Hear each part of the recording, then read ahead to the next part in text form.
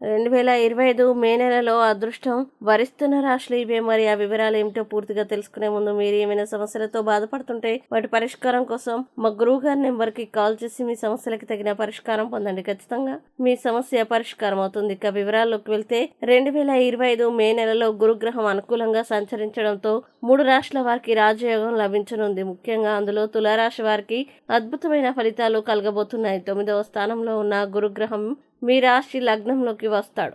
కుటుంబంలో అనవసరమైన సమస్యలు తొలగిపోతాయి. కీర్తి పురస్కారాలు, కీర్తి వంటివి మిమ్మల్ని చేరుకుంటాయి. అలాగే వృశ్చిక రాశి వారు కోపం, ప్రేమ రెండూ కలిగిన వారు. 7వ స్థానంలో గురుగ్రహం ఉండడం వల్ల గత 1 సంవత్సరం నుండి అనేక ప్రయోజనాలు పొందుతారు. కుటుంబంలో మహిళల వల్ల మంచి అభివృద్ధి జరిగి ఉంటుంది. కొందరికి వివాహం జరిగి ఉంటుంది. అలాగే వృశ్చిక రాశి వీరి జీవిత భాగస్వామికి అదృష్టం కలిగి ఉంటుంది. ప్రస్తుతం గురుడు 8వ స్థానంలో ఉండబోతున్నాడు. 5వ స్థానానికి శని వెళ్ళడం వల్ల అదృష్టం కలుగుతుంది. వృశ్చిక రాశి వారు ఊహించని అదృష్టాన్ని అనుభవిస్తారు. ఇంకా ధనుసు రాశి జీవితంలో చాలా ముఖ్యమైన స్థానంలో ఉన్నారు.